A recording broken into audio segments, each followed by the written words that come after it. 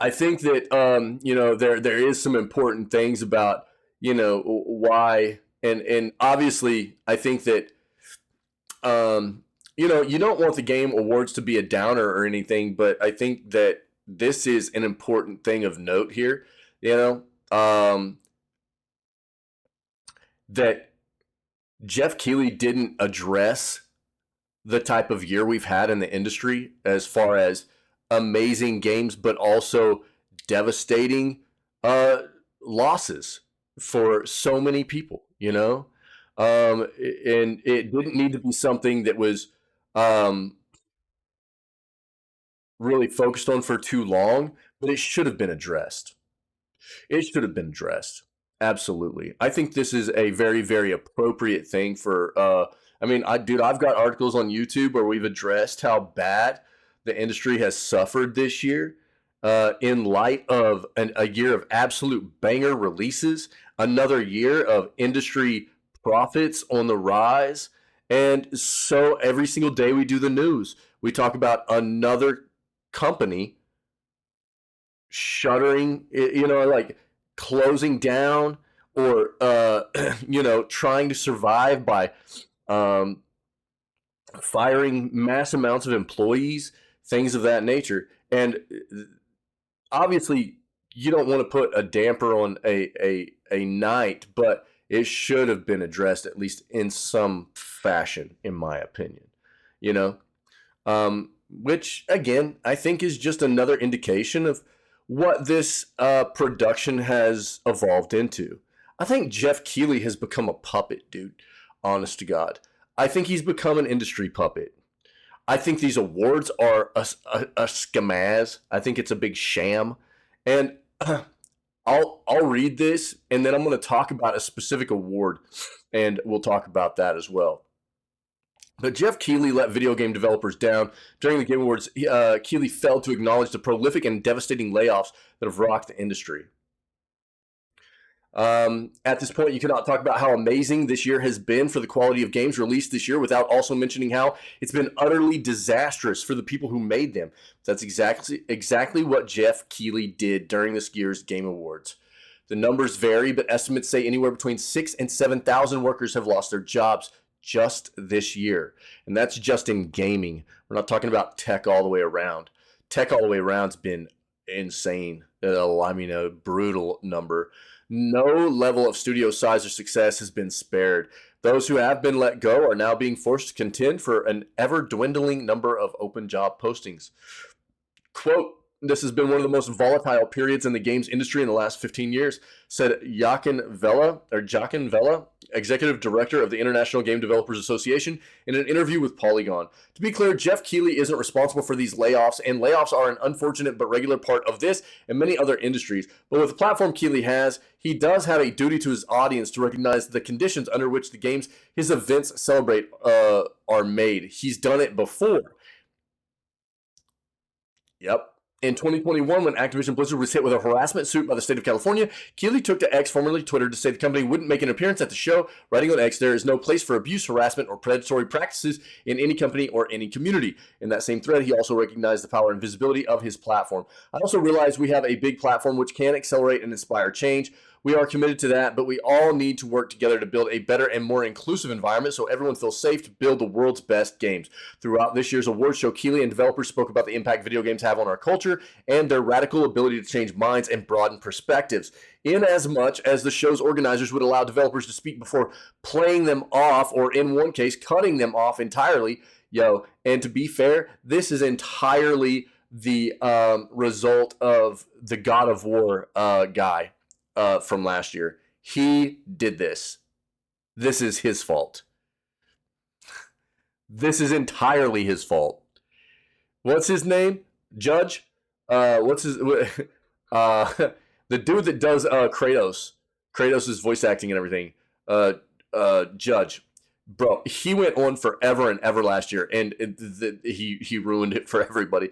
Ostensibly, the Game Awards is about celebrating video games and recognizing the achievements of the people who made them. Video games don't get made without people, and those people are suffering right now at a heretofore unseen scale. To not memorialize that at all, even after acknowledging the power of his position, is at best an abdication of the responsibility of his platform, if not outright cowardice. Agreed.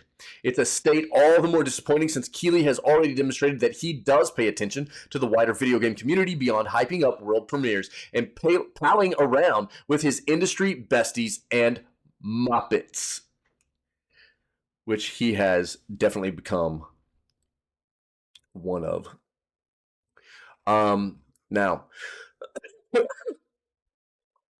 as I said, I feel like this is just another reinforcing notion of what I have been trying to get across to people, that the Game Awards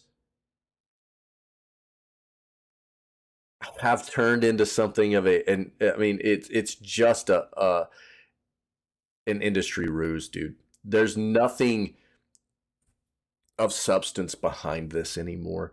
And it's unfortunate, man, because it did at one time appear to have that as part of it, right? As we read. Excuse me, guys. But, you know, and I'll tell you, like, uh, as I said before, I mean, the only award in this entire award show that is entirely voted on by the public is the player's voice. Every other award is actually only 10% of the weight of each award is actually from the public's vote, our vote, the consumer, and the gaming enthusiast, our votes. The other 90% is from a panel of basically industry buddies that Geoff Keighly has elected to determine who wins in these categories each year. You know, it's pretty gross, actually. And the other thing I want to point out here is, like, if you need more reinforcement, and there will probably be people that disagree with me here, but look, man, I'm sorry. There's a pretty blatant issue, you know, you can pull out from some of these awards. And where is this? Best ongoing game, okay? I could not believe this last night. If you need more of an indication of what I'm talking about here, awarded to a game for outstanding development of ongoing content that evolves the player experience over time. Cyberpunk has just been out for 3 years. Is Phantom Liberty good content, good DLC? Yeah. But there's no way that, and I'm sorry, there are other games that deserve to be nominated well over Cyberpunk here. If you're not talking about something like No Man's Sky, um, Destiny 2, Warframe, you know what I mean? Over a game that has just hit 3 years, and they had to spend significant time just getting it to the way it should have been on release in the first place. I'm sorry. Apex, absolutely. Final Fantasy 14, absolutely. You know what I mean? And then there are other games that should have been in here over Cyberpunk. Should Phantom Liberty have been up for, like, awards? Yeah, no doubt. But for best ongoing game?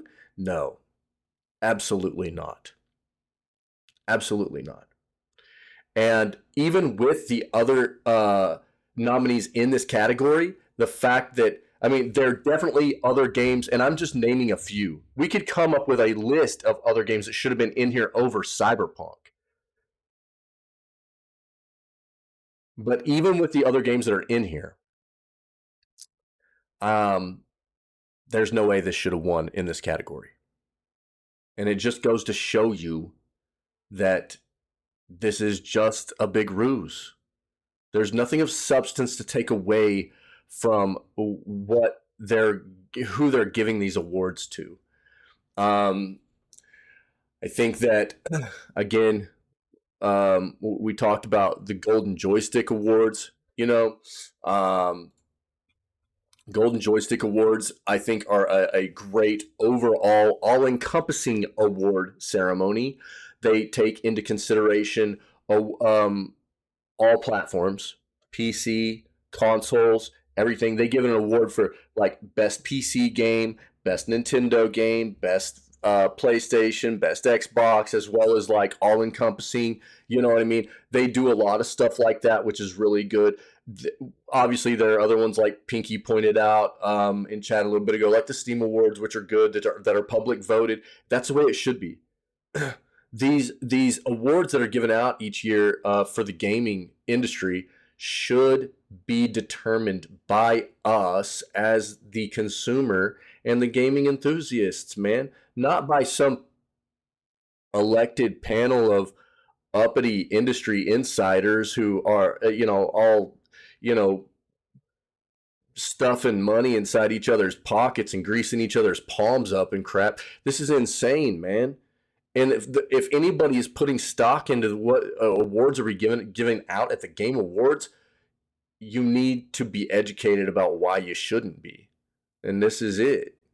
It's gotten really gross.